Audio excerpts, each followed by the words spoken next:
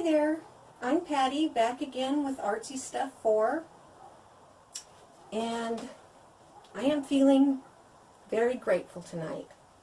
So before I start my demo, I just wanted to give a big thank you to all my loved ones that helped me with the previous video, my camera people that came out after very long days of work that paid them, and they came to work for free to help me with my video. My background actor who stole the show and came out and helped me even though he wasn't feeling well. I need to thank my favorite husband who doesn't mind eating TV dinners while I'm out here playing in my she shed with my craft stuff. Without these people in my life, I wouldn't have been able to do these videos. I was surprised at how much work can go into one 5-minute video. So I really want to thank them. Actually, without them in my life, I wouldn't be able to do much of anything. So, oh, and of course George. I need to thank George. George and I have been together a very long time. I made George before I met my husband. Anyway, thank you, George. You've been good to me. So, down to business. Tonight I'm going to show you how I make foam pumpkins. Here's one finished product.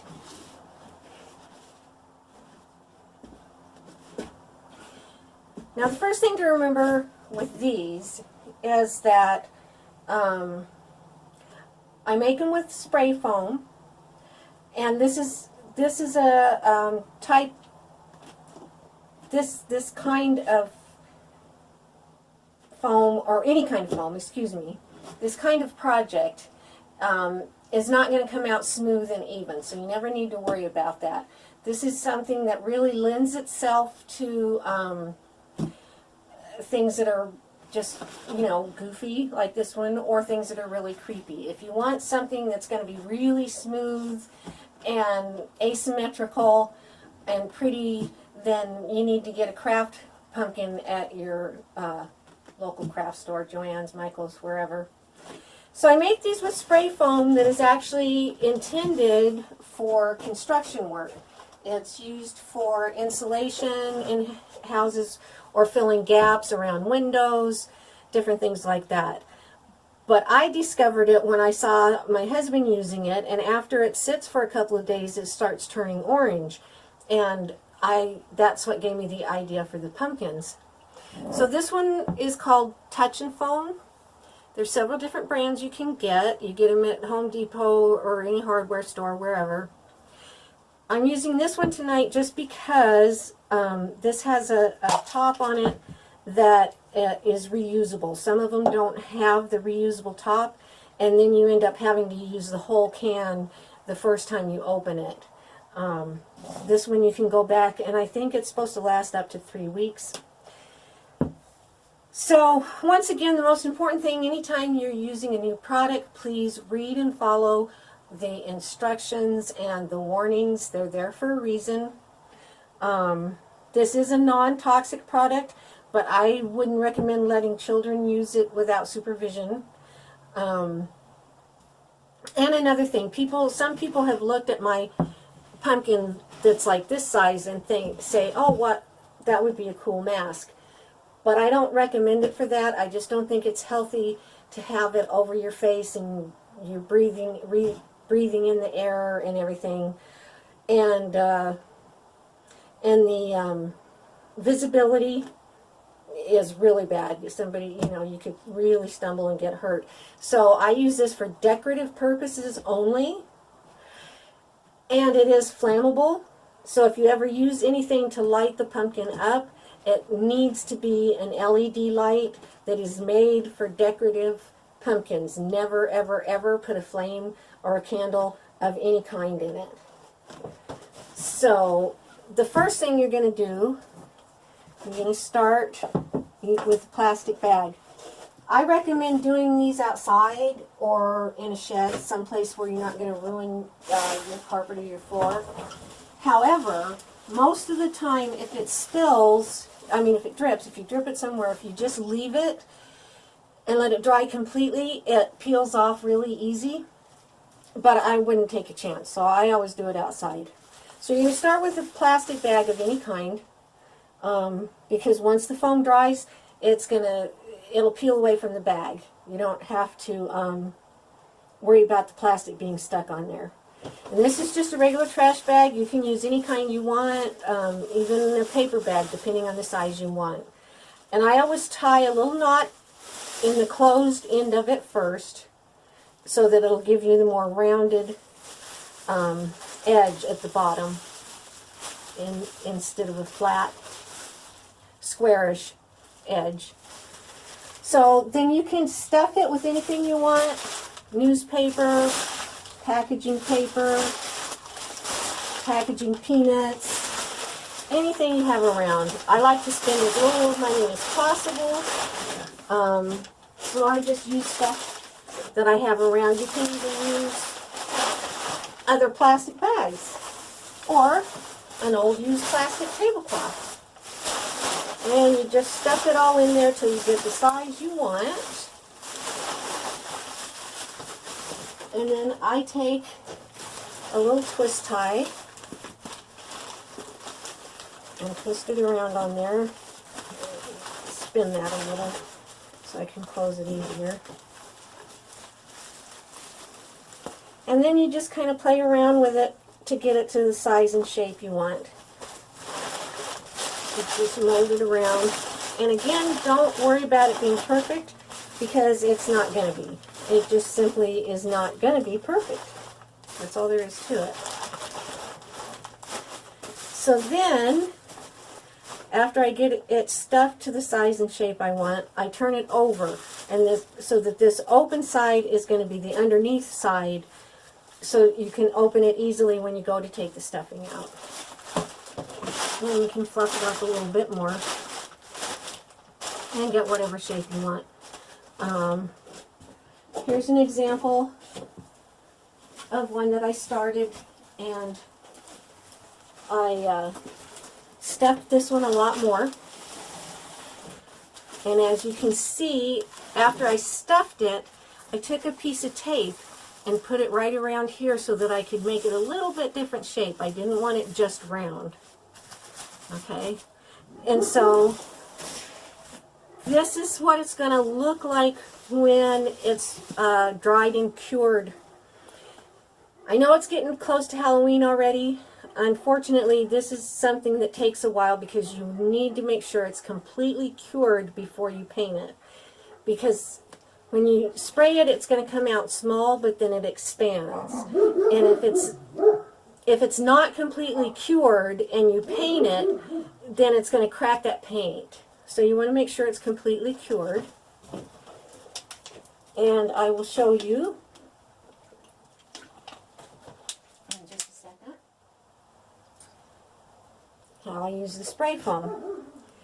Okay, one of the directions on this is to use protective eyewear and rubber gloves. So, safety first, of course. So get our gloves on here.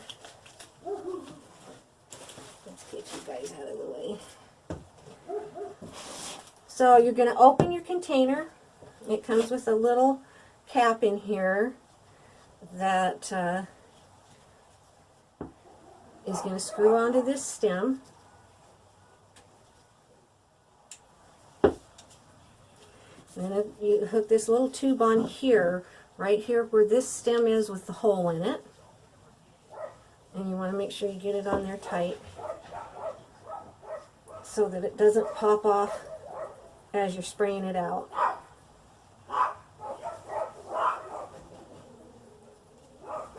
Then you're going to shake it up. You got to shake it really good. So this is really good exercise, ladies.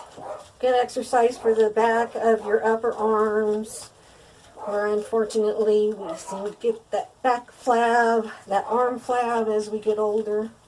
So shake it really good.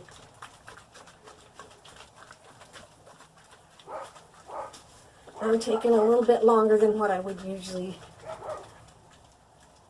do here because I want to make sure it's really, really well shaken. So, as I said, this comes out small and it expands. It sticks to itself very well, so you can start one of them and then leave it and come back to it whenever you want. But you need to keep in mind how much it's going to expand. Using this, less is better because you can always go back and add more. You can also carve excess off if you want to, but I like to go on the side of less is better. Another thing we can do here is take some water. Water kind of activates this, and it's kind of weird because water will actually make it dry faster. Usually, you know, water slows down drying, but in this stuff it makes it dry faster. And if you spray some water on, it will also help it adhere better to your surface and itself, the ones that are always dry. And it doesn't take a lot, just do a little area here. Now this is the fun part. I love doing this. Just like anything else, it's going to take practice, and you know, the more you practice, you get better with how much comes out at a time, how the trigger feels, you know, how much you have to push on it and whatever, how much pressure. And I generally start from the bottom. You're going to hold it upside down, and however is more comfortable with you to get your finger on that trigger. This is kind of odd for me because normally I would have it facing me and it would be easier, but I want to show you, I want to have it facing the camera.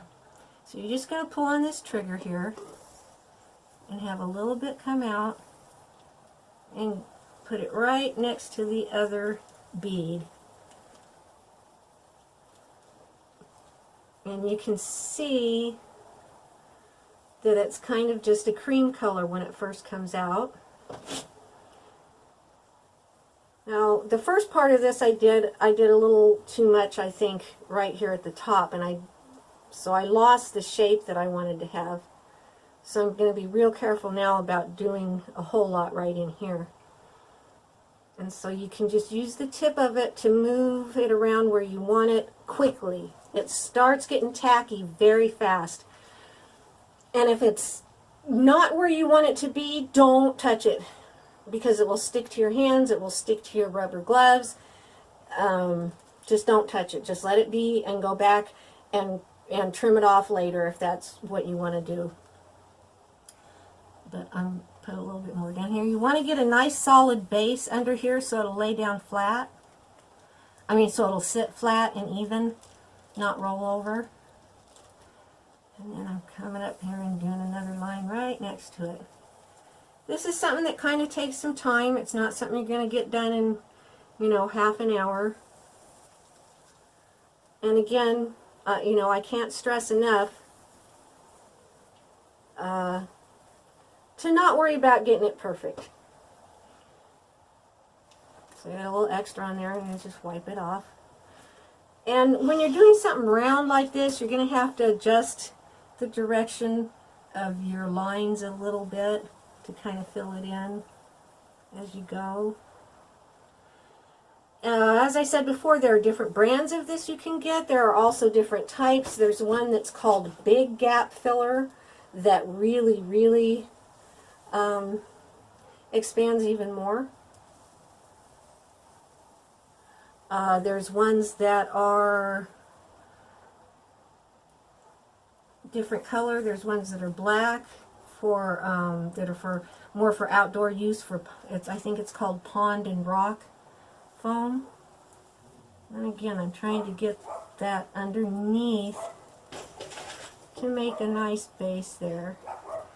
And once again, you can always come back and add more. Seems like I have a chorus outside today helping me out here. So you're just going to kind of go along like this. You can make these any size you want. I have one that I'm going to show you later that I used a big trash can for, one of the, you know, lawn and garden, lawn and leaf bags. And to me, this is kind of relaxing. You can just get in a groove here.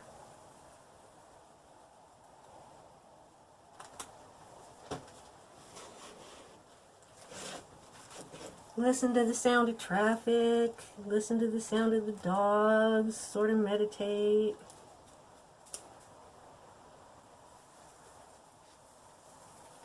Come on, come on, come on, come on.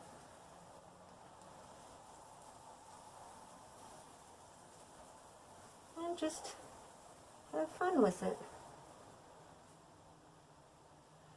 After it's dry, if you find spots that where there's holes in it, just go back and add a little bit more in those holes, and remember, just a little bit.